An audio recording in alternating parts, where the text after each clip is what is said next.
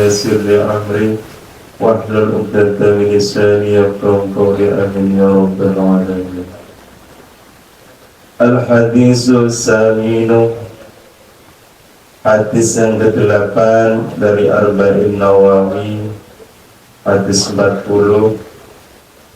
An Ibnu Umar radhiyallahu ta'ala anhuma anna Rasulullah sallallahu alaihi wa alihi wasallam qala umirtu an uqatilan nasa hatta yashhadu an la ilaha illallah wa anna Muhammadar Rasulullah wa yuqimus salata wa yutuz zakata fa idza fa'alu dzalika asamu minni dima'ahum wa amwalahum ila bihaqqil Islam wa hisabuhum 'ala Allah ta'ala.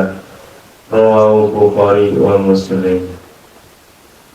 Hadis yang ke-8 ini diriwayatkan dari sahabat Umar radhiyallahu ta'ala anhuma anna Rasulullah sallallahu alaihi wasallam, sesungguhnya Rasulullah sallallahu alaihi wasallam memberitakan qala umirtu an uqatilan nas,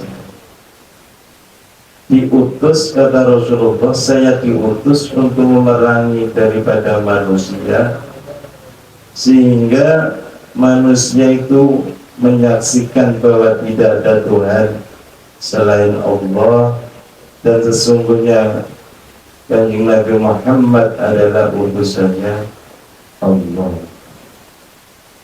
Umirtu ini diperintah Rasulullah untuk memerangi daripada manusia, yaitu orang-orang yang kafir, orang-orang yang meninggalkan sholat, orang-orang yang meninggalkan zakat. Ini disuruh perang. Maka apa yang disampaikan Rasulullah ini adalah satu hadis yang mana hadis ini disampaikan Rasulullah sesudahnya beliau dari Mekah.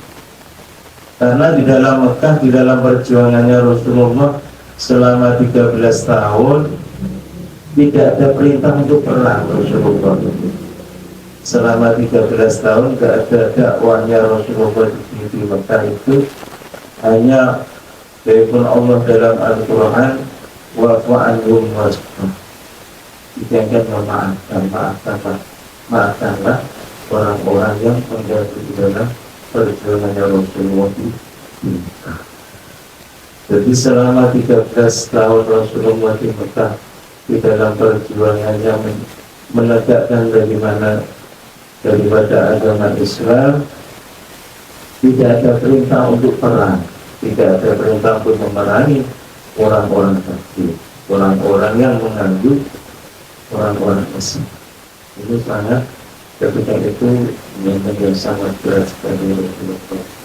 Bahkan sahabat ada yang dimusuhi, ada yang dibunuh, ada yang disakiti. Firman Allah, wa'fu anhum wasfah, maafkanlah dia. Ini menunjukkan bahwa Allah memberi hukum kepada umat manusia itu adalah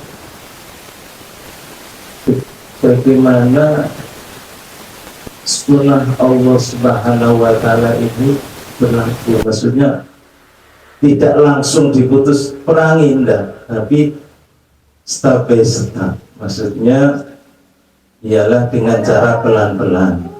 Allah pun begitu memberi hukum kepada umat, ialah cara pelan-pelan, tidak harus langsung diperangi.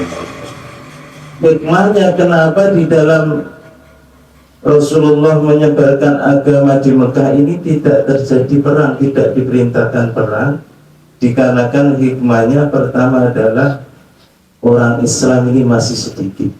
Yang pertama, orang Islam masih sedikit, ketika perang banyak kalahnya.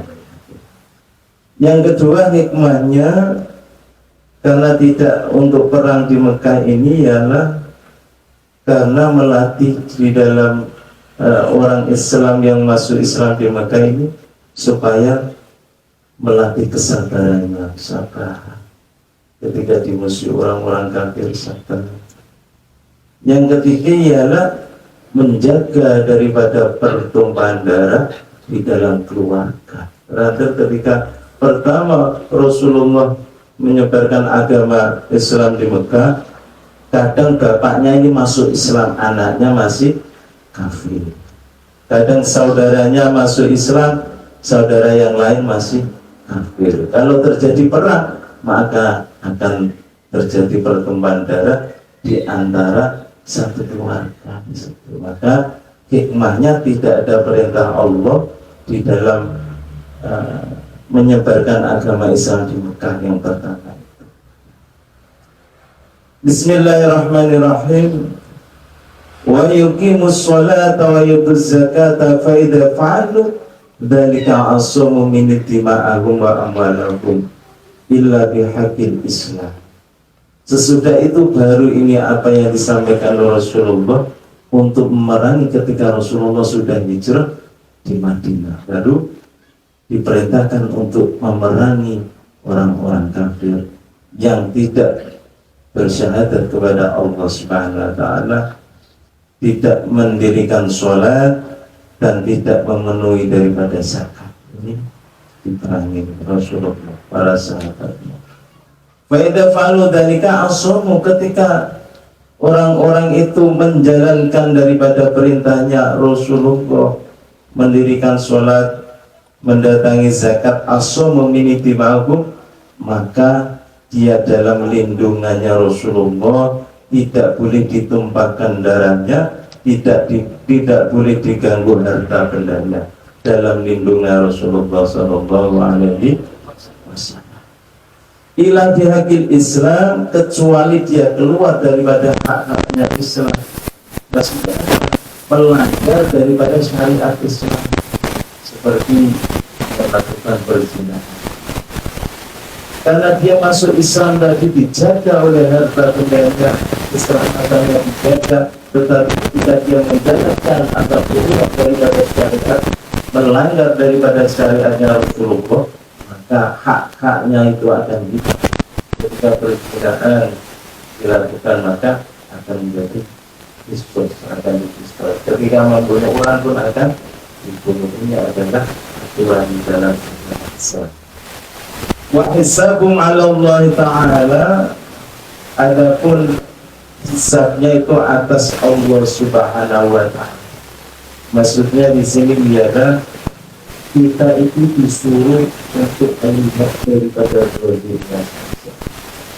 Tidak boleh kita menilai di dalam hatinya, karena kita tidak tahu bagaimana hatinya. Ketika orang sudah masuk syahadat, menjalankan sholat, mendatangi zakat, maka kita wajib menjaga keselamatannya, baik harta bendanya maupun pertumpahan darahnya, nyawanya. Karena dia sudah masuk Islam seutuhnya secara dohir. Secara batinnya ini adalah urusannya Allah. Kita tidak boleh menilai seseorang di dalam batinnya, karena kita tidak tahu tentang batinnya.